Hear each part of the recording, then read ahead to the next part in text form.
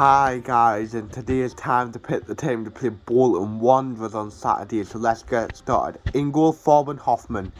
Even though Labour kept a clean sheet on Tuesday in the Cup, I think you've got to bring Hoffman back in goal. The reason why was that fought against Fleetwood. Hoffman was outstanding, like he made a few good saves, he could play out from the back, like he was comfortable in doing it as well, and that's everything you want in a goalkeeper.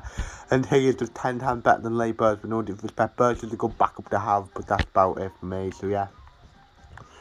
Right back, Carl Winchester. This is the hardest place in the pitch, mind you, to pick this week.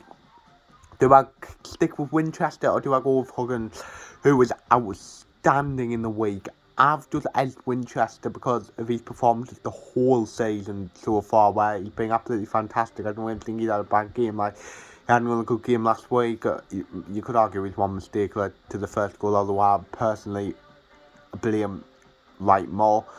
But I wouldn't be surprised if Huggins ended the season as first choice right back. But yeah.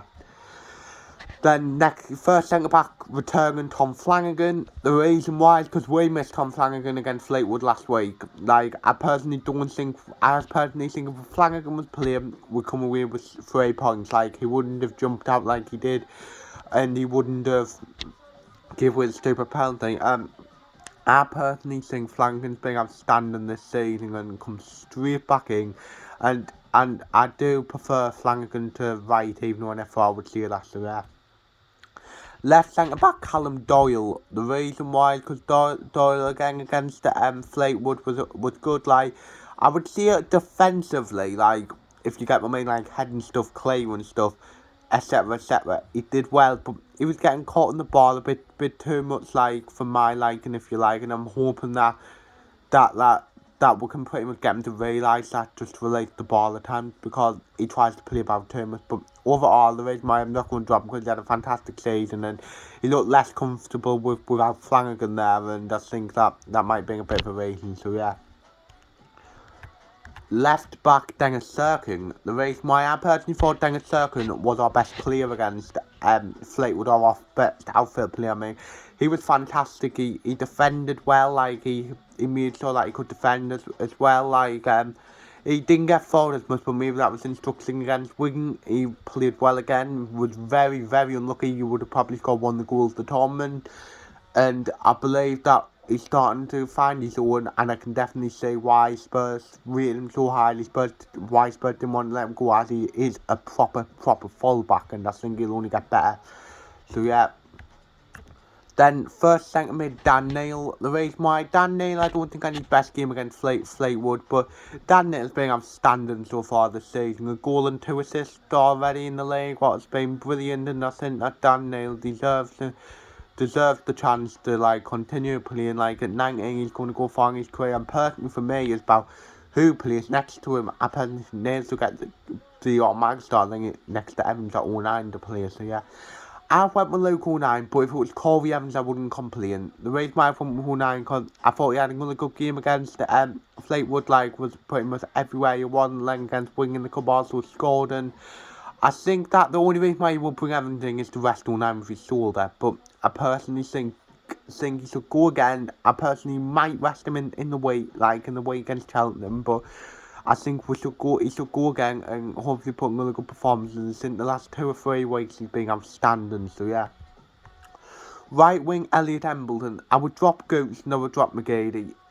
I'll go on to put on winger, but I definitely do think Embleton, deserves to keep his place, because out of the 4 up front, well, if you're close to it, but the 3 behind the striker, Embleton's been the best, 1 goal a month today. I thought his goal against Wickham, got an assist last week, although, I said, I thought he was a bit lazy at times and needs to work a bit harder at times. I personally still think Embleton's been fantastic and deserves the place, so yeah. Then, in Embleton's number 10 position, I put Alex Pritchard. The reason why is because Pritchard was, brilliant in the Cup against Wigan in the week.